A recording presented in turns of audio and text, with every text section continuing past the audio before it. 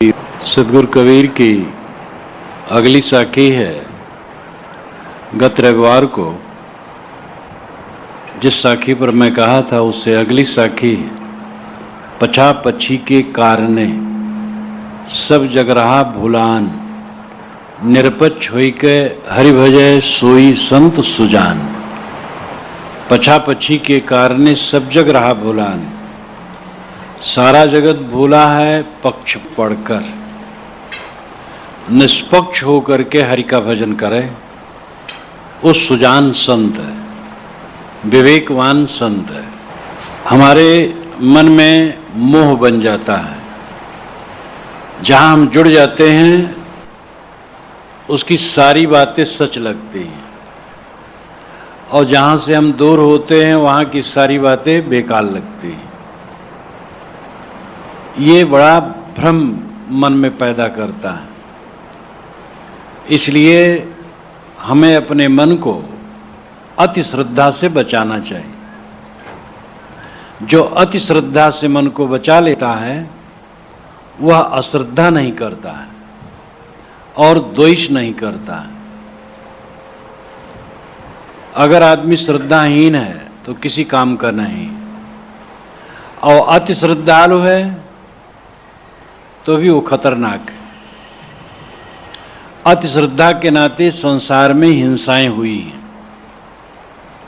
जहां हमारी अति श्रद्धा रही उससे भिन्न के लिए हमने द्वेष किया, ईर्ष्या की, हिंसा की, बड़ा बड़ा उत्पात किया।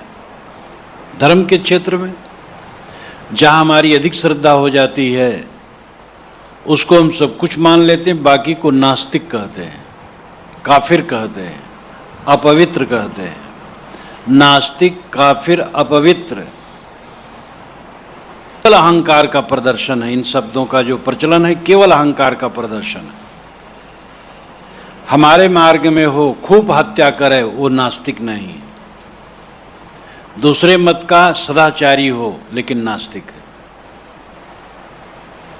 यो यज्ञ करता था, हवन करता था, सैकड़ों पशु काट डालता था, वो आस्तिक था। महात्मा बुद्ध ने बकरी के लिए अपने जीवन को देने विचार कर लिया, उनको नास्तिक कहा गया। सैकड़ों बकरियां हाके लोग ले जा रहे थे। महात्मा बुद्ध रास्ते रास्ते जा रहे थे, उनके साथ साधु थे। कुछ पूछा ये कहाँ ले जा रहे हैं? कि अमुक राजा के यहाँ यज्ञ हो रहा है, इन सब का वध होगा। महात्मा बुद्ध उसके पीछे चल पड़े, राजा के यहाँ गए। उन्होंने कहा राजन इन बकरियों को न मरवाया जाए, मेरी हत्या कर दी जाए। बकरियों से, पशुओं से तो मनुष्य ज्यादा महत्वपूर्ण है।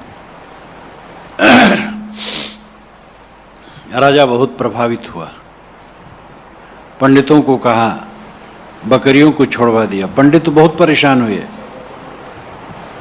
जब वेगों से, पशुओं से तो मनुष्य ज्यादा महत्वपूर्ण है।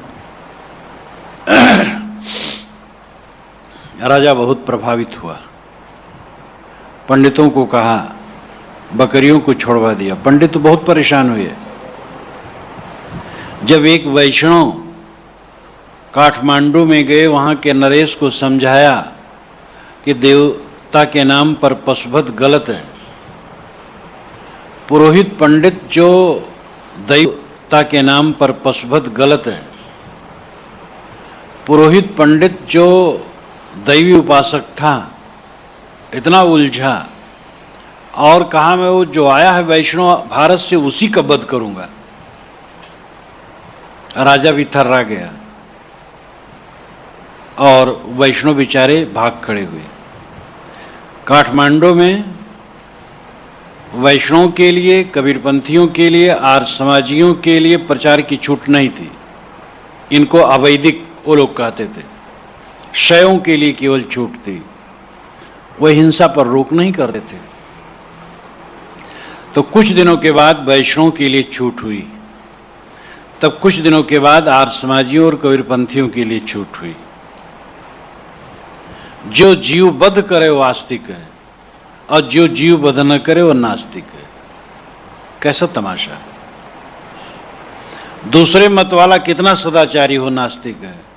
हमारे मत वाला चाहे जैसा गड़बड़ सड़बड़ हो, आस्तिक। हमारे मत वाला दीनदार है, दूसरे मत वाला काफिर है। ईश्वर के नाम पर पशुवध करे वो दीनदार है, ईश्वर के नाम पर जो पशुवध न करे वो काफिर है।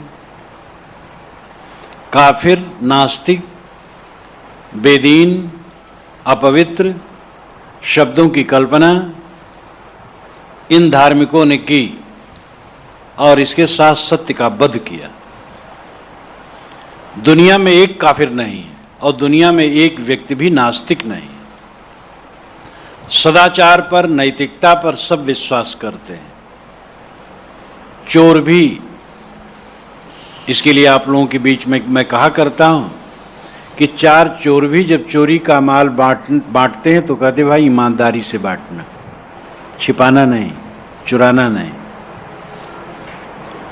और कहा जाता है चोर डाकू इसमें अपनी काफी नैतिकता रखते हैं, आपस में फूट न पड़ जाए इसलिए बड़ी ईमानदारी से जो कुछ चुराए रहते हैं सबके सामने रख देते हैं। नैतिकता के बीज हर जगह है। बिल्ली चूहे को एक ही बार में खत्म कर देती है, लेकिन अपने बच्चे को जब पकड़ के ले जाती है दूसरी जगह दांत नहीं लगने देती है उसमें भी दया। तो जानवर हैं, पशु हैं, मनुष्य तो विवेकी है। मोह, पक्षपात ये महारोग है।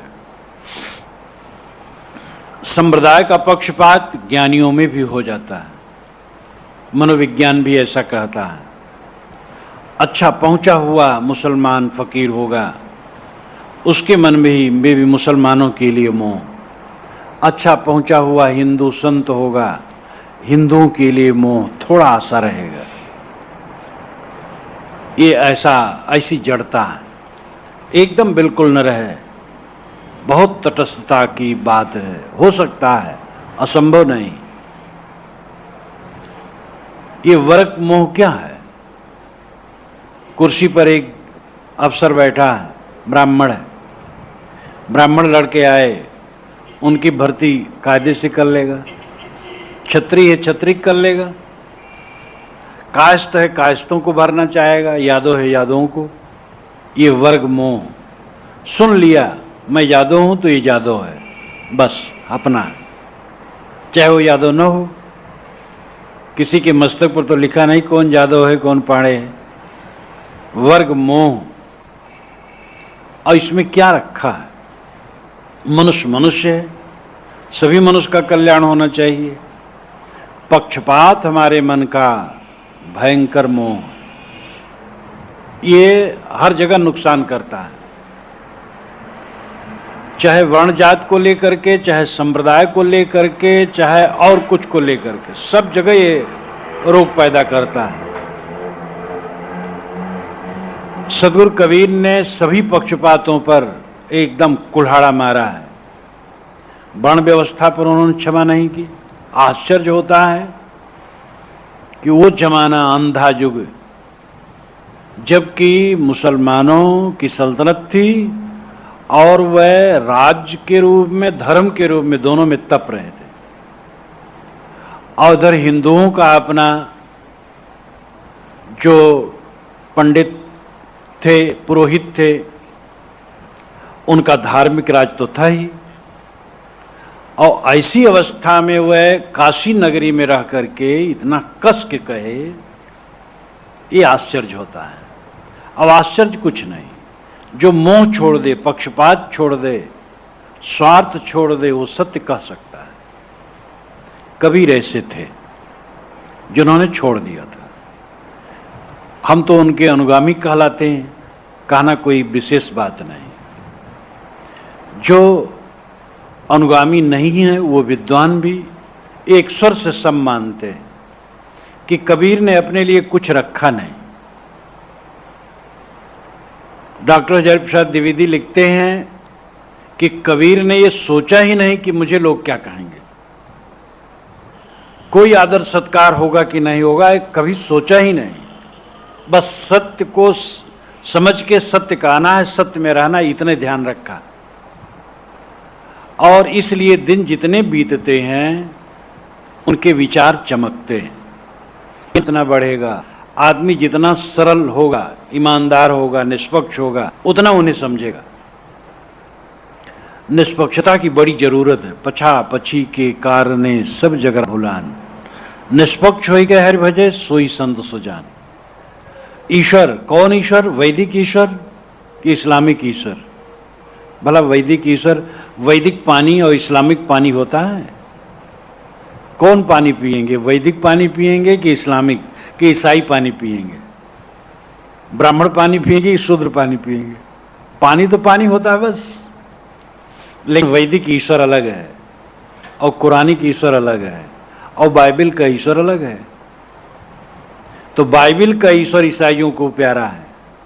हनुमान मंदिर, जो बड़े हनुमान जी, और बड़ा मंदिर जो है सिविल लाइन्स में बना है, अब उसकी पूजा करोगे कि जो छोटा सा मंदिर यहाँ हनुमान जी की उसकी करोगे? तो बड़े मंदिर का। हनुमान जी तो वही हैं, लेकिन हमारे मन का मोह बड़ा जटिल है। तो जो हमारे मन का पक्ष है वो सत्य का बोध नहीं होने देता है। निष्पक्षता लाने की जरूरत है। मैंने ये कहा था कि श्रद्धा बड़ी काम की चीज है, लेकिन अति श्रद्धा हिंसा पैदा करती है। ज्यादा हम श्रद्धा रखेंगे, कभी साहब के लिए हम ज्यादा श्रद्धा कर दें, दूसरे को बिल्कुल नहीं समझ पाएंगे, और ये हिंसा है। कहीं भी ज्यादा श्रद्धा करेंगे तो दूसरे को नहीं समझ पाएंगे। हमारी श्रद्धा विवेक पूर्वक हो, जिससे हम पूरी सत्ता को समझें, सबकी महत्ता को समझें। जहां जो सत्य है वो सत्य सबका है। हम तो न कबीर साहब से मिले, न श्री राम से मिले, न महाराज कृष्ण से मिले, न महात्मा ईसा से मिले, न महात्मा बुद्ध से मिले। किसी से मुलाकात नहीं हुई है। और ये सब कोई हमारे दादा बाबा भी नहीं थे। फिर हम, और ये सब कोई हमारे दादा बाबा भी नहीं थे। फिर हमें किसी में क्यों मोह करना चाहिए और उसमें किसी क्यों तिरस्कार करना चाहिए? ये दुनिया की विभूतियां सभी श्रद्धेय हैं। अब जो कह गए हैं, कर गए हैं, उसमें हमें विचार करने की जरूरत है। निर्छीर निर्णय करने की जरूरत है। निर्छीर निर्णय करने की बात जब आती है, यही पक्षपात आकर के हमारा सब खराब कर देता है। हमारी परंपरा में लिखा, हमारे महापुरुष ने कहा, हमारे गुरु ने कहा है, हमारी किताब में लिखा है, बस यही सब चौपट हो जाता है। क्या लिखा है इसकी चिंता मत करो, किसने लिखा है इसकी चिंता मत करो, क्या लिखा है इसको सोचो। किस परंपरा में बात कही गई इसकी परवाह नहीं है। क्या कही गई है, सत्य कही गई है, वो सब हमारा है, और असत है वो अपना नहीं। ये भावना मनुष्य मनुष्य में आ जाए, संप्रदाय भले रहें, सांप्रदायिकता नहीं रहेगी। संप्रदाय तो इसलिए रहेंगे क्योंकि अनेक महापुरुष दुनिया में होते हैं, देश काल, भिन्न भिन्न देश काल में, और उनके प्रभाव में आने वाले हजारों हजारों होते हैं, और उनके निर्देशानुसार वे चलते हैं, बस वो संप्रदाय बन जाता है। लेकिन सांप्रदायिकता न हो। कोई संप्रदाय सत्य का एकाधिकारी ठेकेदार नहीं है, और अलौकिकता इसमें रोड़ा उत्पन्न करती है। हमारा महापुरुष अलौकिक है। अवतार क्यों बनाया गया है? दुकानदारी के लिए। जितने अवतार, पैगंबर, ईश्वर पुत्र बनाए गए दुकानदारी के लिए। हमारी दुकान बढ़े और लोगों की दुकान बढ़ी ऐसा करने से, लेकिन बोध घटा, न्याय घटा, निर्णय घटा। अलौकिकता नाम की कोई चीज नहीं है, सब लौकिक है। जितने महापुरुष हैं लौकिक हैं। हम मनुष्य हैं, हमारे महापुरुष भी केवल मनुष्य, बस और कुछ नहीं। लेकिन हमारे उनमें अंतर जो है, प्रतिभा, ज्ञान, त्याग, सदाचार, बहुत बातों में अंतर है। कुछ अंतर तो बना रहता है, लेकिन जो कल्याण की मौलिक चीजें हैं वो किसी में भी उद्घाटित हो सकती हैं।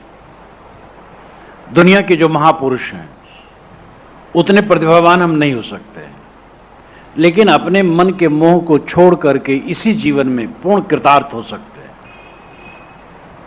भवबंधन की निवृत्ति कोई भी कर सकता है। इतना होना चाहिए कि समझ ठीक हो, पागल ना हो, अर्धविक्षिप्त न हो, बुद्धि ठीक हो, समझदार हो, बहुत प्रतिभा ना हो कोई बात नहीं, बहुत पढ़ा लिखा हो कोई जरूरत नहीं, समझदारी हो, बातों को समझता हो और समझ करके गलत चीजों को त्यागे, बस किसी भी कल्याण हो जाएगा। जैसे कबीर का कल्याण हुआ, बुद्ध का कल्याण हुआ और किसी कल्याण हुआ बड़े बड़े का, वैसे निरहु, गुरहु, कोतवारी का भी कल्याण बिल्कुल पक्का है। अब उतनी बड़ी प्रतिभा नहीं होगी, ये प्रतिभाएं हम मानते हैं अनेक जन्मों के संस्कारों का फल। निश्चित है ये सब जीव अनेक जन्मों के कुछ ऐसे संस्कार वाले हैं जितने बड़े बड़े हो गए, आज भी हैं, पहले ही नहीं हुए, आज भी हैं, आगे भी होंगे, सब समय होंगे और सब समय रहे। तो इसलिए महापुरुष जितने हैं वो केवल मानव हैं, किताबें जितनी हैं मनुष्य की बनाई है, और संप्रदाय जितने चलाए गए हैं मनुष्य के चलाए हैं। ये तीनों बात मान लीजिए, मानवीकरण, महापुरुष, ग्रंथ और परंपरा का मानवीकरण हो जाए, सांप्रदायिकता उठ जाए। स्वामी विवेकानंद जीवन के करीब आखिर का समय था, कुछ दिन में, कुछ वर्ष खांड में शरीर छुटा होगा, पंजाब में गए थे। तो स्वामी दयानंद सरस्वती के साक्षात शिष्य, योग शिष्य उस समय थे, उन लोगों ने स्वामी विवेकानंद का बड़ा आदर किया, खूब प्रवचन करवाया। जब व्यक्तिगत बैठे बातचीत शुरू हुई तो अब वो लोग कहने लगे वेद ईश्वर का बनाया, ईश्वर का रचा है। स्वामी विवेकानंद ने कहा ईश्वर किताब रचता है, ईश्वर क्या है? ईश्वर हम धारणा करते हैं, ऐसी हमें आवश्यकता है ईश्वर हो, तो उसने किताब भी बना दी। ये तो सहज समझा जा सकता है, किताब मनुष्य बनाता है। हाँ, अपने संप्रदाय को फैलाने के लिए अच्छा है, लेकिन इससे अच्छा अवतारवाद है। अगर अपने गुरु को मान लिया जाए कि भगवान के अवतार हैं तो प्रचार ज़्यादा होता है, और इसीलिए हमारे गुरु भाई सब लगे हैं रामकृष्ण परमहंस को अवतार बनाने को। मैं विरोध करता हूँ इसका, लेकिन हमारे गुरु भाई लगे हैं कि वह अवतार सिद्ध हो जाए, और कर रहे हैं। अवतार बना लो अपने गुरु को, प्रचार ज़्यादा होगा। ये वेद ईश्वर वचन है, इससे ज़्यादा प्रचार होगा।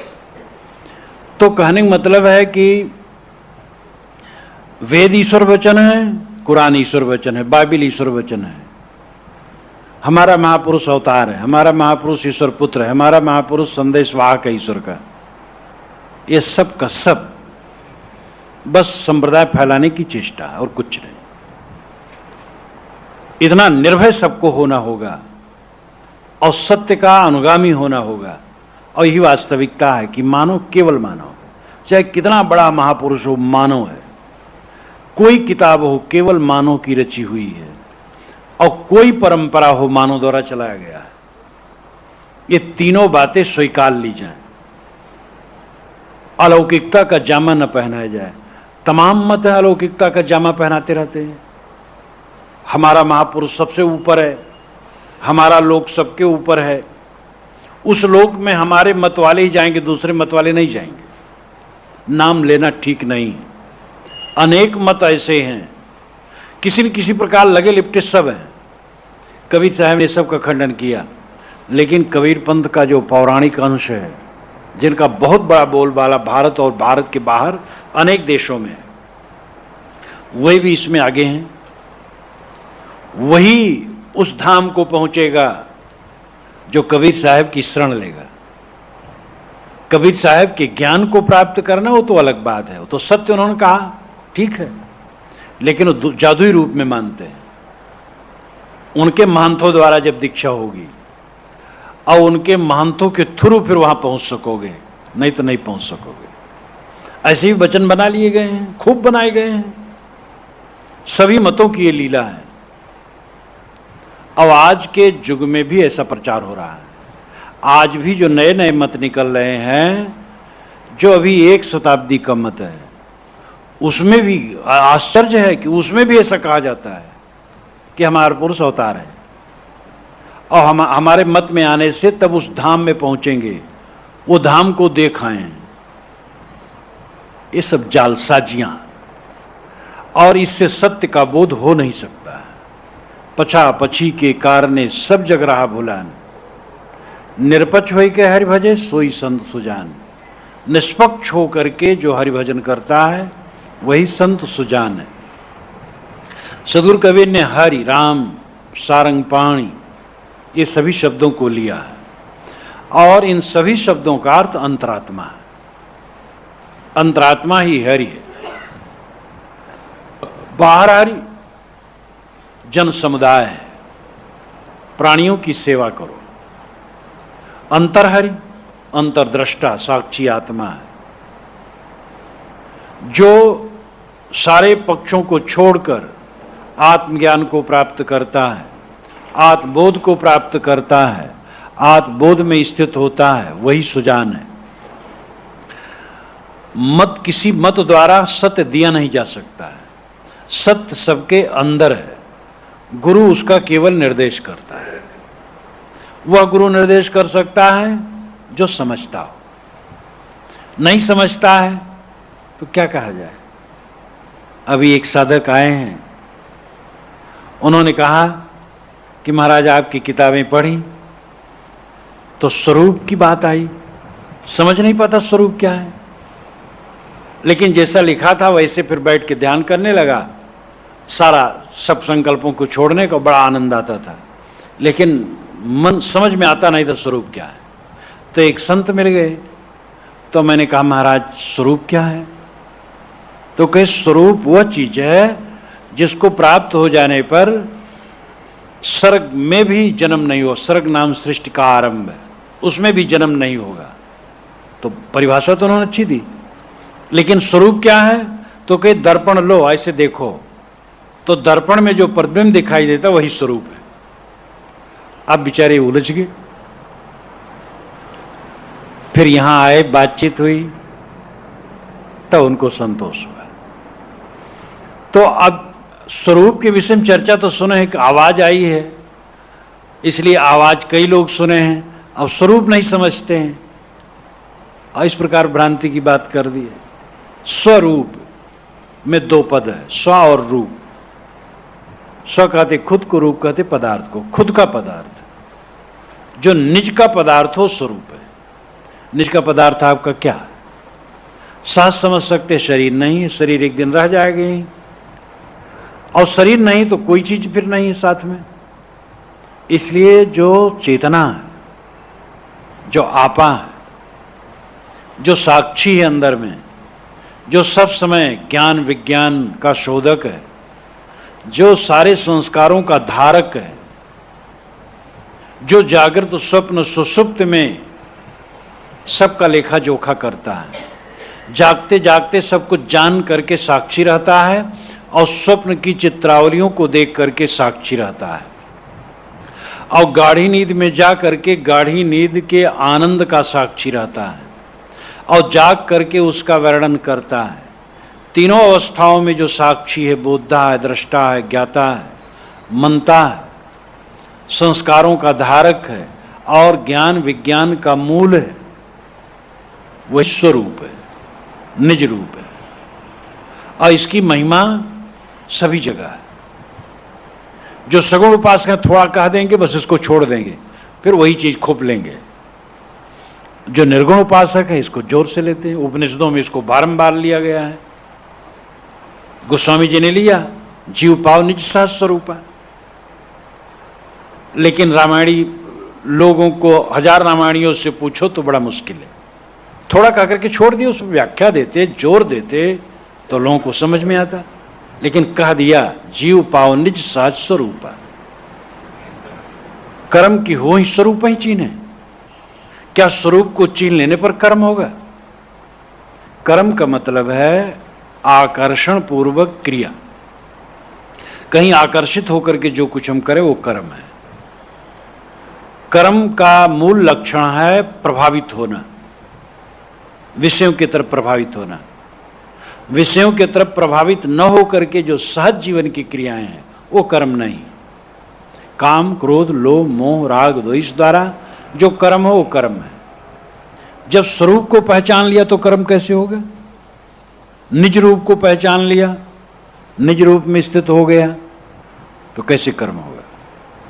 अनुराग जो निज रूप जेहि जगते विलक्षण देखिए, संतोष सम शीतल सदा दम देहवंत न पेखिए, निर्मल निरामय एक रस तें हर्ष शोक न व्यापई, त्रैलोक के पावन सो सदा जाकी दशा ऐसी भई।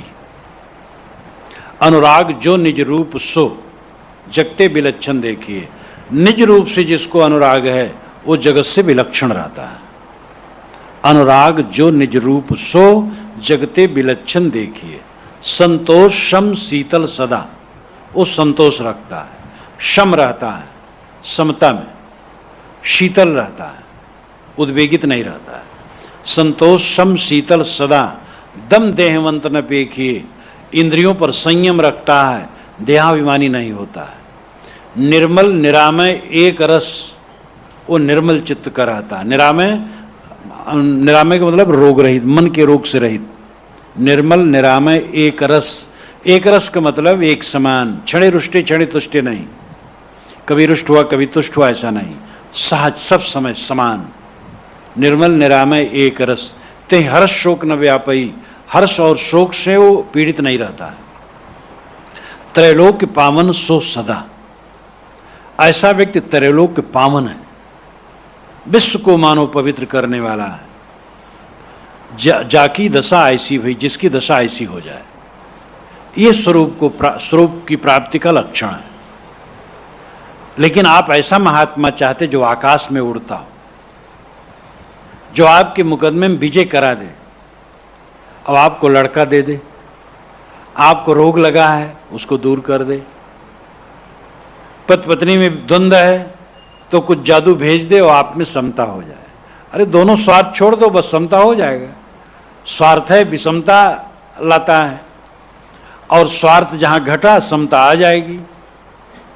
लेकिन आप ऐसा गुरु महात्मा चाहते हैं जो जादुई हो और जादू करता हो, टोना टंबर, मंत्र तंत्र जंत्र, सब धोखा, जिंदगी का धोखा। आकाश में तैरते हुए देवी देवता की बड़ी सिद्धि वो लोग करते हैं, अब बस ये पूजा करो वो पाठ करो सब सिद्धियां हो जाएंगी। और घर में जो देवी देवता उनका सत्कार नहीं। अरे ये देवी देवता जो पृथ्वी पर रेंग रही, ये देवी देवता, आकाश में कहीं कोई देवी देवता नहीं रेंगता है। आकाश में हम अपना दिमाग ले जाते धरती की देवी देवता को भूल गए, और इसीलिए सारा विनाश हुआ है। ये जो धरती पर रेंगने वाले देवी देवता हैं, इन पर दृष्टि गए बिना हम उस आकाश के देवता की कल्पना नहीं छोड़ सकते, अथवा उसको छोड़े बिना इसको समझ नहीं सकते। सदैव परोक्ष प्रिय हैं हम, अपरोक्ष प्रिय नहीं, प्रत्यक्ष प्रिय नहीं, परोक्ष प्रिय। कलकत्ता वाला कहता है कब बंबई देखूंगा, आनंद आएगा। बंबई वाला कहता है यार कलकत्ता कभी नहीं देखा, कब कलकत्ता देखूंगा, आनंद आएगा। कलकत्ता वाला कलकत्ता से आनंदित नहीं, बंबई वाला बंबई से आनंदित नहीं। जो आसपास के देवी देवता हैं इनसे हमें आनंद नहीं है, शून्य में देवता हम देखते हैं। तो हमें विवेकी होने की जरूरत है। पछा पछी के कारणे सब जग रहा भुलान, निरपक्ष होई के हरिभजे सोई संत सुजान। निष्पक्ष होकर के हरिभजन करो।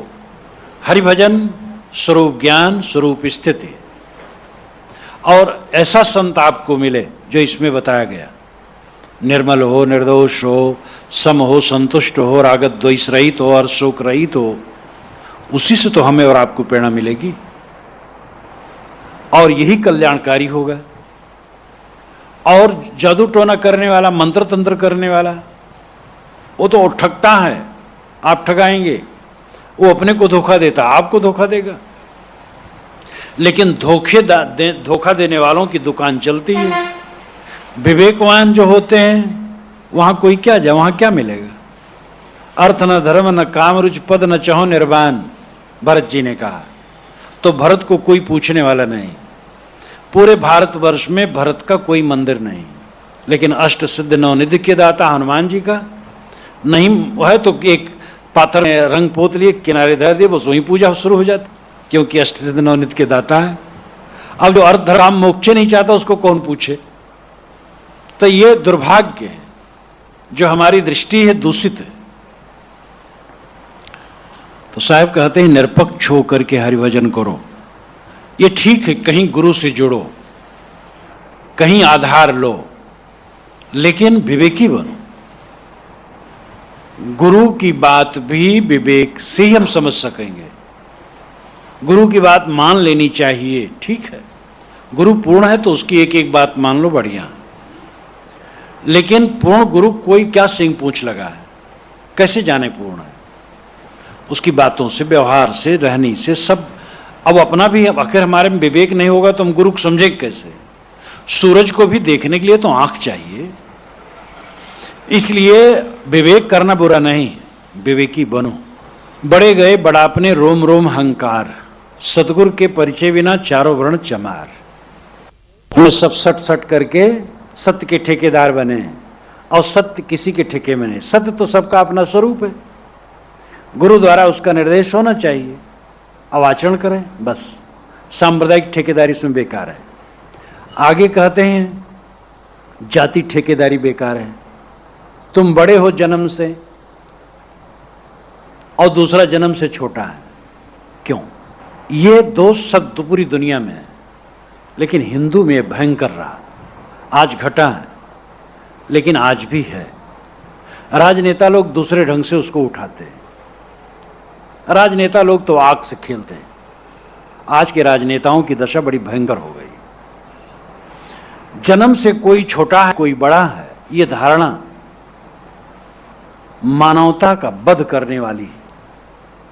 सत्य का इसने वध किया। जन्म से ही कोई बड़ा है मान लिया, अब चाहे कितना कुकर्मी हो वो बड़ा है। उसके अहंकार, उसके मन में अहंकार का विष हमने मानवता का वध करने वाली सत्य का इसने वध किया। जन्म से ही कोई बड़ा है मान लिया, अब चाहे कितना कुकर्मी हो वो बड़ा है। उसके अहंकार, उसके मन में अहंकार का विष हमने घोल दिया, और वो अहंकार गांठे बैठा है कि हम बड़े, चाहे जैसे हो। कोई जन्म से सदाचारी है, लेकिन वो छोटा है क्योंकि मान लिया गया है जन्म से नीच है। उसके लिए धारणा बना ली गई, हमारी धारणा है, उसकी भी धारणा हो गई है। इतना मन सो गया लोगों का कि भगवान ने ऐसा कर दिए महाराज, क्या करें महाराज, हम अमुक जाति में पैदा हुए हैं। ये कष्टकारक बात, बचपन की मुझे बात याद आ जाती है। जहाँ ये शरीर जन्मा, दरवाजे पर तिपाइयाँ पड़ी होती थी, 3 लकड़ियों को लगा करके, और छोटा छोटा तख्ता उस पर रहता था, तो पड़ी रहती थी। लोग, तख्ता भी रहता था और भी चीज़ें, लेकिन वो छोटी छोटी रहती थी। तो लोग आए, तो ऐसे लोग कुछ आए, मैं कहूँ चचा बैठ जाओ, भैया बैठ जाओ। नहीं महाराज, हम अवसर बैठने लायक नहीं। क्यों नहीं हो, बैठो। नहीं महाराज, हम नीच जाति के। हम कहे तुम नीच कैसे हो, जो हम है वही तुम हो, बैठो।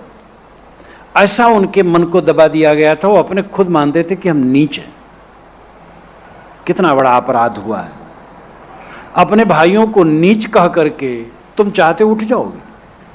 4 भाई हो, 3 को कहो तुम नीच हो, हम ही ऊंचे, क्या दशा होगी? यही तो कहा गया, यही हुआ। भारत की दुर्दशा क्यों हुई? क्यों विदेशी आए और रगड़ करके इनको धर दिए? क्योंकि थोड़े लोग ऊंच थे और बाकी लोग नीच थे। जब वो ऊंच लोग रगड़े जाने लगे तो नीच लोग खुश हुए, अच्छा रगड़े गए।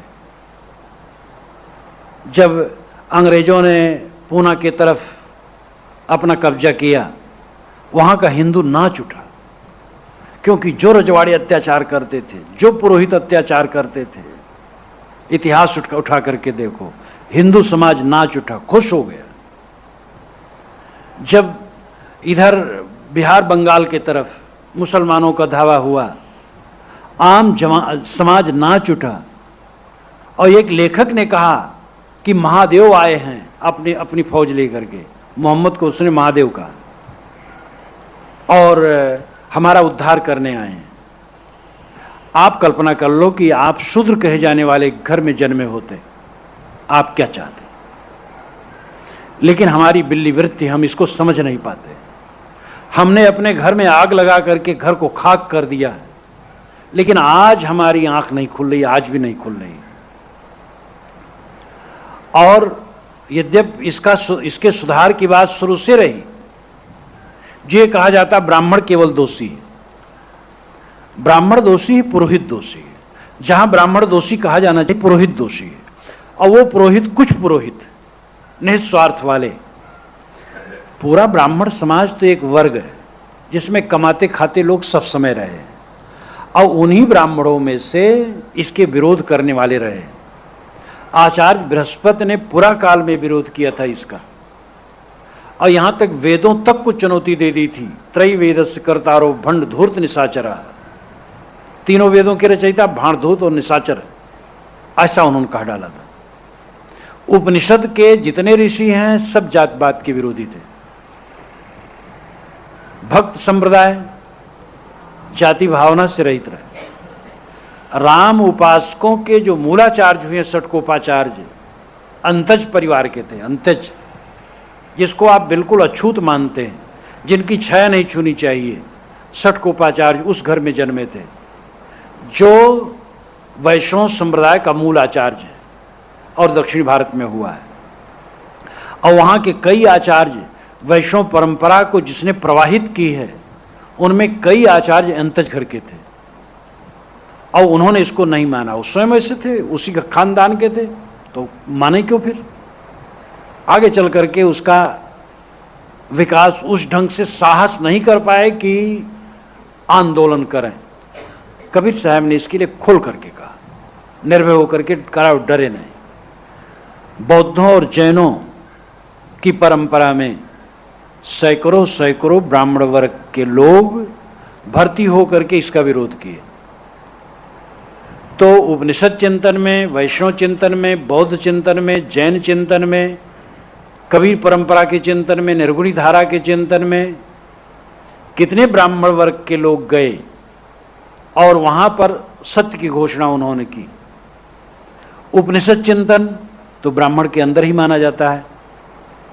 पूरा उपनिषद देखिए, ब्रह्मज्ञानी ब्राह्मण है, आत्मज्ञानी ब्राह्मण है। सत्यकाम जाबाल जब गौतम से कहता, गुरुजी पढ़ूंगा, तो बेटा तो किस गोत्र का है? गुरुजी मैं नहीं जानता किस गोत्र का है। मेरी माँ ने कहा है अनेकों जगह मैं सेवा सहचरण करती हुई तेरे को पाया। बेटा तू ब्राह्मण है, क्योंकि सत्य बोलता है। ये उदारता थी। इसलिए ब्राह्मण कह करके नहीं कहा जा सकता पूरे ब्राह्मण ऐसे थे। हम निर्णय करने में भी वहां भी पक्ष नहीं रह जाता है तो खराब हो जाता है, वहां भी निष्पक्ष होना चाहिए। ऐसा घोल घुल गया है भारतवर्ष में जात पात का कि सब अपने को बड़ा और दूसरे को छोटा मानने के लिए कमर कसे तैयार रहते हैं, और ये महाझूठ है। ब्राह्मणों में मैंने देखा, उसको देख करके मुझे कष्ट होता था। अगर मिश्र बैठे हैं, शुक्ल बैठे हैं, तिवारी बैठे हैं, उपाध्याय एक आ जाए तो उसका वो मजाक व्यंग में ही उड़ा लेंगे। मिश्र शुक्ल तिवारी की दृष्टि से उपाध्याय तो बहुत नीच ब्राह्मण है, उसके यहाँ पानी भी नहीं पीना चाहिए। और भी ऐसे 3, 13, सवा लक्खी, सरवरिया, धाकर, इतना रोग क्षत्रियों में और लोगों में भी, जिनको आप अंतज कहते हैं, उनमें भी ये लीला है। भारत में सब 49 हाथ हैं, हम बड़े हैं, जन्म से बड़े। साहब कहते बिल्कुल झूठ। बड़े गए बड़ा अपने रोम रोम अहंकार। जो जन्मजात अपने को बड़ा माने या मिथ्या अहंकार से अपने को बड़ा कहे, वो बड़ापने में डूब गए अपने, या किसी चीज को विद्या को लेकर अपने एक बड़ा मान लिया, ज्ञान और आचरण कुछ नहीं, धन को लेकर के कृतेन ही भवेद आर्जो न धनेन न विद्या, आचरण से आदमी आर्ज होता, धन विद्या से नहीं। विद्या क्या है? एक भाषा का अभ्यास है। असली विद्या अज्ञान की निवृत्ति, वो विद्या है जो मनुष्य को मनुष्य बनाती है। और हिंदी इंग्लिश संस्कृत भाषा पढ़ लिया, एक भाषा का अभ्यास हो गया, धन मिल गया, कुछ काकर पात्र इकट्ठा हो गया, क्या बड़ा हो गया? बड़ा वह जिसका बड़ा विचार, बड़ा आचार, बड़ी रहनी हो। तो साहब कहते बड़े गए बड़ापने, बड़े लोग तो अपने बड़ापन में चूर हो गए, रोम रोम अहंकार, उनके रोए रोए में अहंकार भरा कि हम जन्म से बड़े हैं। सदगुरु के परिचय बिना चारों वर्ण चमार, लेकिन सदगुरु के परिचय बिना चारों वर्ण चमार है। एक को नहीं कहा, अगर एक वर्ग को कहते तो पकड़ जाते। कबीर साहब की बात पकड़ कोई नहीं पाता है। हजरत प्रसाद द्विवेदी ने लिखा है कि कबीर जब फटकारते हैं मुल्ला पंडितों को, तो मुल्ला पंडित धूल झाड़ करके चले जा सकते हैं, उत्तर नहीं, क्योंकि वह पकड़ में नहीं आते। एक वर्ण को कहते चमार, तब पकड़ जाते। चारों सदगुरु के परिचय बिना चारों वर्ण चमार। सदगुरु का परिचय नहीं, यानी सदगुरु से आत्मज्ञान नहीं मिला, बोध नहीं मिला, तो किसी वर्ण में हो, चमड़े के देह को सत्य माने बैठा है। जितना चमड़े के देह में मोह करे चमार, जितना आत्मा में स्थित हो ब्राह्मण। बड़ा सरल तरीका है। जितना अंतर्मुख बनो ब्राह्मण, जितना बहिर्मुख बनो चमार। अब हमें देखना कितने क्षण हम चमार रहते, कितने क्षण ब्राह्मण। हम अपने चमारत्व को छोड़ करके ब्राह्मणत्व की तरफ निरंतर सरकें, निर्वाण हो करके सोचें। चाम के देह में मोह है, चमार है। आत्मा ज्ञान हो, आत्मा में प्रेम हुआ, आत्मा में निष्ठा बढ़ी, तब ब्राह्मण है। तो आत्मा परमात्मा में प्रेम करने वाला ब्राह्मण है। और उपनिषद के ऋषियों ने यही कहा है। इसकी मनोरंजक कहानी कही जाती है जनक की सभा की। जनक की सभा में नियम था, जो कोई आए विद्वान तो धौसा बाहर रखा रहता था। जितने विषय का आचार्य है चोट मारे, जिससे राजा जनक जान ले कि इतने विषय का आचार्य जा रहा है, तब सभा में आता था ब्रह्म ज्ञान देने के लिए। जनक ब्रह्म ज्ञान के बड़े रसिक थे, वो चाहते थे हमें कोई ब्रह्म ज्ञान दे। अष्टावक्र पहुंच गए दरवाजे पर। अष्टावक्र 8 अंगों से टेढ़े, और उन्होंने डंडा उठाया और धौसा पर चोट लगाना शुरू किया, तो लगाते ही रह गए। जनक ने कहा, अरे कितना बड़ा विद्वान आया है। बुलाए गए, जैसे सभा में पहुंचे थे सब हंस दिए। 8 अंग टेढ़े, हाथ पैर सब टेढ़ा, सब हंस दिए। अष्टावक्र भी हंस दिए। तो उन लोगों ने कहा, पंडितों ने कहा, तुम क्यों हंसे? उन्होंने कहा, तुम लोग क्यों हंसे? कहे, हम तो इसीलिए हंसे कि 8 अंग के टेढ़े आए हैं जनक जी को ज्ञान देने के लिए। अष्टावक्र ने कहा, मैं तो इसलिए हंसा कि ये चमारों की मंडली बैठी है ज्ञान देने के लिए। अब वो बहुत रुष्ट हुए सब। हम चमार कैसे? कहे, चाम का ज्ञान है और क्या है, हमारे चाम को देख रहे हो, हमारे अंतरात्मक ज्ञान का आपका कहाँ पता है? गन्ना टेढ़ा होता, रस नहीं टेढ़ा होता है। नदियां टेढ़ी होती, पानी नहीं टेढ़ा होता है। शरीर टेढ़ा हो गया, क्या ज्ञान भी टेढ़ा है? सब चुप हो गए। तो याज्ञवल्क्य उपनिषद के अनुसार उनको ज्ञान दिए, पीछे के ग्रंथों के अनुसार अष्टावक्र ने भी ज्ञान दिया। तो साहब कहते हैं, सदगुरु के परिचय बिना चारों वर्ण चमार। अब ये भी 500 वर्ष पहले कहे हैं। कैसा गजब!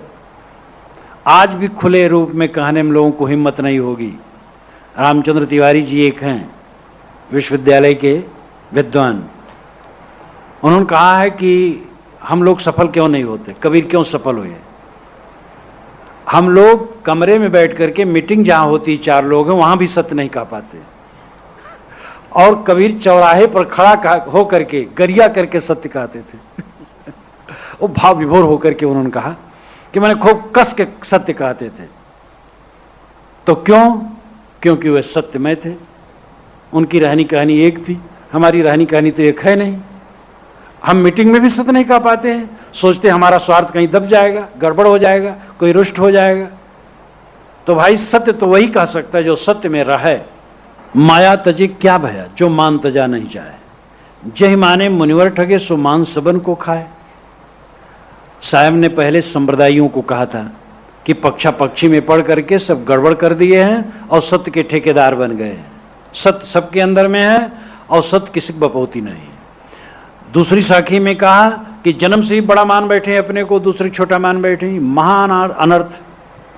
अब साधुओं पर साहब आ रहे हैं, माया तजे क्या भया, जो मान तजा नहीं जाए। माया तो तज दिए, मान नहीं छोड़ा जा रहा है। जय माने मुनिवर ठगे, सो मान सबन को खाए। जिस मान में पढ़ करके मुनिवर लोग ठगाए गए, वो मान सबको खाता है। जगत गुरु लोग, एक जगत गुरु दूसरे जगत गुरु से मिल नहीं सकता। कौन दाहिने बैठे कौन बाएं, ये बड़ा चक्कर है। जब दो बड़े बड़े गुरु काशी में मिलने की बात हुई तो कौन पहले मिले? तब अंत में यह हुआ कि दोनों अपनी गद्दी छोड़कर गली में मिल रहे हैं, क्योंकि एक अगर दूसरे यहाँ जाता है तो जिसके यहाँ जाएगा वो बड़ा हो जाएगा, जो जाएगा छोटा हो जाएगा। तब दोनों अपनी गद्दी छोड़ करके गली में दोनों मिले। कितना ये कमर में डंडा बांधा हुआ है। कहा जाता है कि सियारों ने मीटिंग की कि भाई हम लोग ऐसे अनाथ हैं, एक महंत चुनना चाहिए, अगुआ, कहे चुन लिया जाए। तो सियारों में एक अगुआ चुना गया। तो ये हुआ कि भाई कोई आता है तो अगुआ समझ नहीं पाते इसमें कौन अगुआ है, तो अगुआ कोई लक्षण होना चाहिए, तो उसके कमर में एक डंडा बांध दिया गया। तो जो कोई आए समझे अगुआ है। अब इतने में सियार मारने वाले आ गए, कुत्तों को लेकर के, तो सब सियार भागे, बिल में घुस गए। वो घुसने लगा तो डंडा ऊपर पड़ गया। अब वो कैसे जाए? तो ये मान सम्मान का इतना हो गया है। जब मैं पहली बार बड़े बड़े महंतों के बीच में पड़ा तब कुल पता लगा कि वो पहले भोजन किसका पहुंचता है। जैसे 3 महंत बैठे हैं तो थाली किनकी पहले पहुंचती है, इसका बड़ा महत्व है। दाहिने और बाएं कौन बैठा है, और पाटला जो बिछाया गया है उसमें से 2 सूत पाटला किसका ऊंचा है, किसका थोड़ा नीचा है, ये सब का बड़ा महत्व है। गृहस्थों को साधु उपदेश करते हैं कि परिवार नश्वर है, घर नश्वर है, शरीर नश्वर है, सब माया नश्वर है।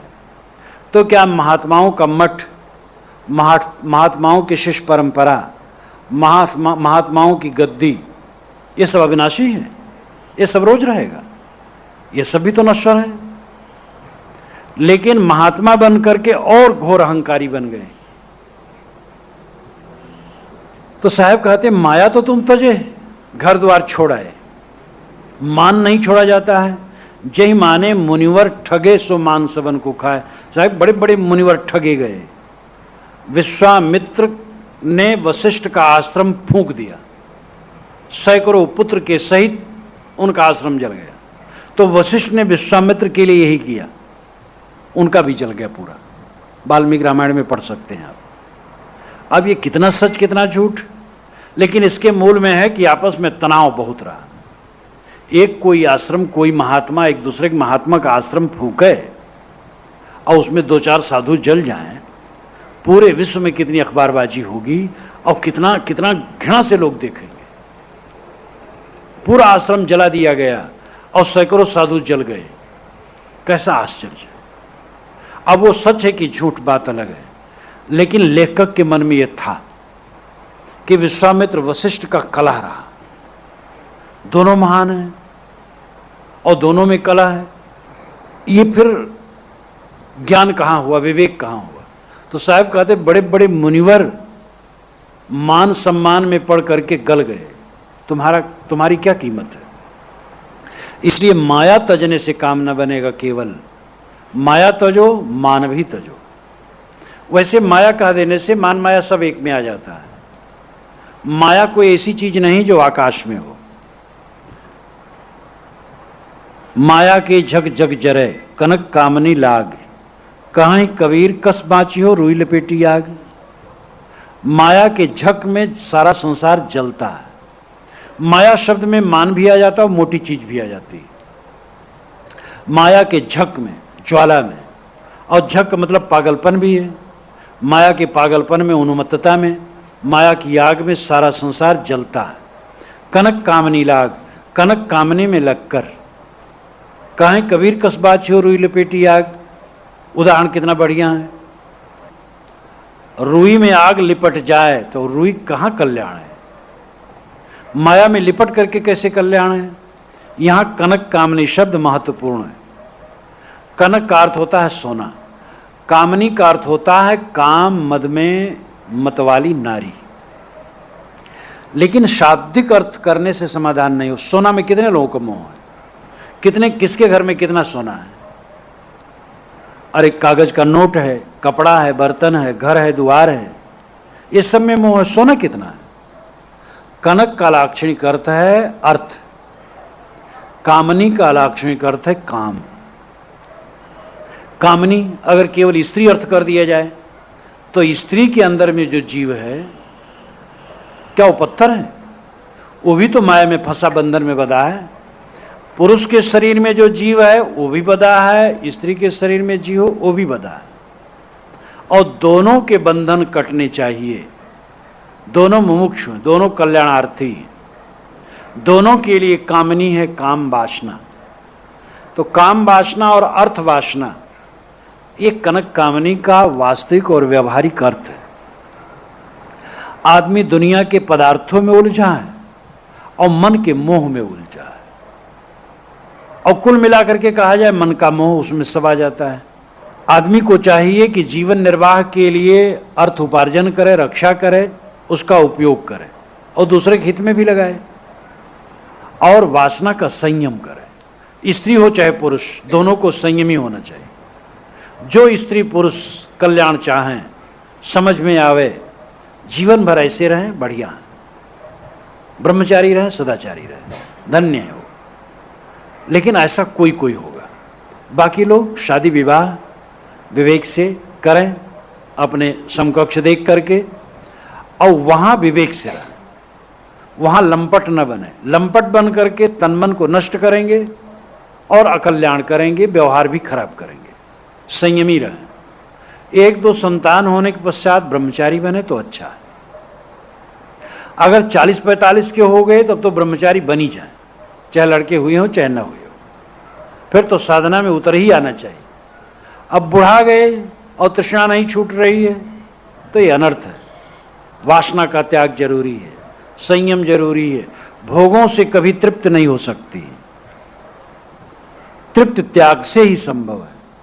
तो कनक कामनी का अर्थ है धन और काम वासना। इसमें लिपट करके तुम्हारा कल्याण नहीं होगा। धन का उचित उपयोग करो। धन मोह लोभ करने की चीज नहीं है। माया का एक वाक्य में अर्थ करें तो मन का मोह माया है। वो धन में हो, पत्नी में हो, पति में हो, स्त्री में हो, पुरुष में हो, शिष्य में हो, मठ मंदिर में हो, घर द्वार में हो, मान बढ़ाई में हो, चाहे कहीं भी हो, पूजा प्रतिष्ठा में हो। हमारी पूजा लोग करते हैं, प्रतिष्ठा करते, आरती उतारते, इसी में मोह हो जाए, माया है। कोई पूजा किया, उसका मन रहा पूजा कर लिया, किसी का मन रहा निंदा कर दिया, हम निर्विकार रहे। लेकिन अगर हमारी प्रतिष्ठा हुई और उस प्रतिष्ठा में मुझे मोह हुआ तो ये माया है। लेकिन हुआ यह है कि माया भगवान ने बना करके हमारे ऊपर डाल दिया, और भगवान की बनाई माया हम कौन होते हैं जीतने वाले? हमारे में क्या बल है? जब भगवान ने माया बना करके डाल दी है तो हम जीव क्या उसको तर सकते हैं? भगवान चाहे तो उबारे। लेकिन ये बात बिल्कुल गलत है कि भगवान ने माया बना करके आपके ऊपर डाल दिया है। आपने माया बना करके ओढ़ लिया। क्रोध, काम, मद, मत्सर किसने बनाया? हमने बनाया। तंबाकू खाने की आदत किसने डाली है? हमने डाली है। शराब पीने की, अंडा मांस खाने की, चोरी व्यभिचार करने की, कोई गलत काम करने की आदत किसने डाली? हमने डाली है, भगवान ने नहीं डाली है। भगवान सत्यम शिवम सुंदरम है। तो क्या किसी के ऊपर ऐसी माया डाल देगी कि वो जिंदगी भर रोता रहे? तो भगवान रह जाएगा कि शैतान हो जाएगा? कोई हमारे पास आवे और उसको हम ऐसे दुख में डाल दें कि जिंदगी भर रोए, तो हम क्या हुए? भगवान हुए कि शैतान हुए? अपने मुख की वार्ता सुने न अपने कान। अपने मुख की बात लोग अपने कान से नहीं सुनते। भगवान ने माया बना करके आपके ऊपर नहीं डाली, आपने माया बना करके अपने ऊपर डाल रखा है। हमने माया बना करके अपने ऊपर ओढ़ लिया है। हमारे मन का मोह माया है, हमारे मन का विकार माया है, और उसे हमें ही त्याग करना पड़ेगा। कोई दूसरा त्याग कराने वाला नहीं होगा। जो रास्ता बताने वाले होंगे वह रास्ता भर बता देंगे, करना पड़ेगा हमें। क्योंकि जो हम अपने मन में मलिनता भर दी वही माया है, हमने भरा है। अब उसमें से दूसरा कौन निकालेगा? कौन भगवान ऐसा समर्थ है कि आपके अंदर में जो मलिनता हो हाथ डाल करके निकाल के बाहर कर दे? गुरु भी समर्थ नहीं है। गुरु तो सामने है, प्रत्यक्ष है, वो भी समर्थ नहीं है। वो भी निर्देश करेगा, केवल करना पड़ेगा स्वयं। लेकिन इसमें पड़ती है मेहनत और त्याग करना पड़ता है। इसलिए बड़ा अच्छा भैया, भगवान की माया भगवान जाने।